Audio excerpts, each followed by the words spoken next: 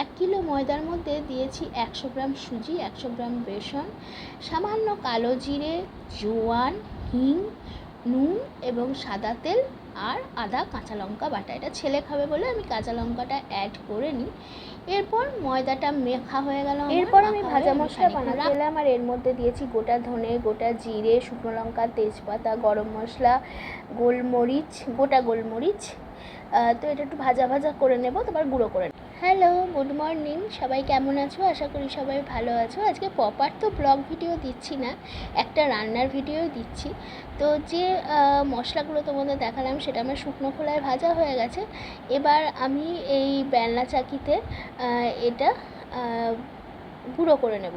কিন্তু আমার খুব প্রবলেম হচ্ছিল, বেলনা চাকিতে ঠিক গুঁড়ো হচ্ছিল না, মানে শুধু জিরে ভেজে গুঁড়ো করা যায়, কিন্তু যেহেতু গোটা ধনে তারপরে তেজপাতা, শুকনো লঙ্কা এগুলো একটু প্রবলেম হচ্ছিল বলে আমি এগুলো একটা মিক্সির ছোট্ট বাটির মধ্যে দিয়ে এটা পেস্ট করে নিয়েছিলাম আর কি।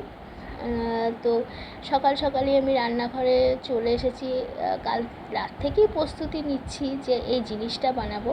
আর এই রান্নাটা আমার নিজস্ব কোনো রান্না না, এটা আমার মা আমাকে হোয়াটসঅ্যাপে পাঠিয়েছিল। আমার মনে হয়েছিল যে যেহেতু রবিবার আমাদের বাড়িতে লুচি পরোটা হবেই, তো দেখো এটাই ভাবলাম বানাবো। পেস্ট হয়ে গেছে মিক্সিতে, এরকম কিন্তু বেলনা চাকিতেও হতো না। তো প্রস্তুতি তো আমি আগের দিন রাত থেকেই নিচ্ছিলাম, তাই জন্য আলুগুলো আমি সেদ্ধ করে রেখেছিলাম, কারণ এটা কচুরি টাইপস হবে। তো কচুরিতে তো পুর লাগে, কিন্তু এটা কোনো রকমের পুর নেই, এটা এমনি লুচির মতো ভাজা হবে আর কি। তো কচুরি বলাও এটা ভুল, তো আলুর তরকারি হবে।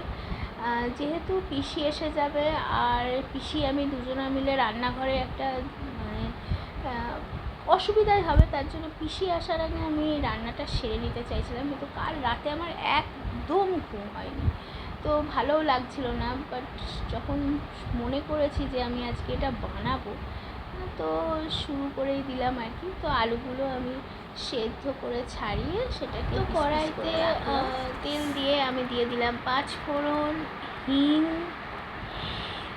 তারপরে দিলাম আদা, সামান্য নেড়ে চেড়ে, আর এখানে আদা কাঁচা লঙ্কাও বলা ছিল, কিন্তু যেহেতু কাশ্মীরি লঙ্কাটা দেব, যদি বেশি ঝাল হয়ে যায় ওই জন্য আমি আর দিইনি। এরপর টমেটো, নুন, হলুদ, ধনে গুঁড়ো, জিরে গুঁড়ো, যেরকম প্রতিটা মশলা সবারই চেনা, তাও আমি একবার বলে দিচ্ছি। আর দিয়ে দেবো এখানে সামান্য একটু জল, কারণ যেহেতু এই সবই শুকনো শুকনো সব দিয়েছি, তো এই মশলাটা যাতে পুড়ে না যায় তার জন্য একটু জল দেওয়া আর কি। হ্যাঁ, এই কাশ্মীরি লঙ্কাটাই বলছিলাম, যদি মানে ঝাল হয়ে যায় এই জন্য আমি দিইনি লঙ্কা, কারণ আমাদের বাড়িতে ঝাল বেশি কেউ খায় না। তো সামান্য চিনিও দিয়ে দিলাম। এবার এই টমেটোটা গলার জন্য আমি একটু জল দিলাম। তারপর 2-3টে আলু আমি একটু ভেঙে দিয়েছিলাম, তাতে কি হয় তরকারিটা গাঢ় হয়। তো তরকারির মধ্যে যখন কষাতে কষাতে একটুখানি তেল ছেড়ে গেছে, তখন এই দেখো এই আলুগুলো এখানে দিয়ে দিলাম। এটা আমি একটা জিনিস যেটা দেখলাম, যে তোমার গ্যাসটাও কম খরচা হবে, কারণ তুমি আলুটা সেদ্ধ করে কিন্তু তরকারিটা করছো, আর এতে টেস্টও বাড়ে। সেই ভাজা মশলা একটু দিয়ে দিলাম। আচ্ছা, এখানে না কসুরি মেথিও অ্যাড করতে বলেছিল, কিন্তু কসুরি মেথি আমার বাড়িতে ছিল না বলে ওটা আমি দিতে পারিনি। তার জন্য এইটাই ভাজা মশলাটাই। তো তরকারিটা তো আমার রান্না হয়ে গেছে। তারপরে একটুখানি ওপরে এসেছিলাম ছেলে উঠলে ধনে পাতা দিয়ে, ছেলে সামান্য নাড়াচাড়া করে ছাড়ছে। এবার আমি তরকারিটা ঢাকা দিয়ে বলছে আমি সব, কারণ ধনে পাতা দিয়ে রান্না করে বলছে আমার ভিডিও করো, আমি ঝুল ছাড়ছি। ভাবতে পারছো সত্যি এরা কত অ্যাডভান্স, তাই না? তো আমি আবার চলে এলাম রান্নাঘরে আর লেচি কেটে নিলাম। আর এ দেখো লুচিগুলো এরমভাবে বেলে দিলাম, আর পিসি সব ভাজছিল। আর এই হলো তরকারিটার ফাইনাল লুক। আর হলো লুচিটারও দেখো ফাইনাল খাওয়ার পালা। আর তো সব সেরে টেরে এত হাঁপিয়ে, শ্বশুরবাড়ির লোক কখনো প্রশংসা করতে জানে না। তুমি যদি খারাপ করো তখনই সেটা বলবে এটা খারাপ হয়েছে, কিন্তু তুমি যদি ভালো করো কখনোই বলবে না। তো সেগুলোতে আমি অভ্যস্ত হয়ে গেছি।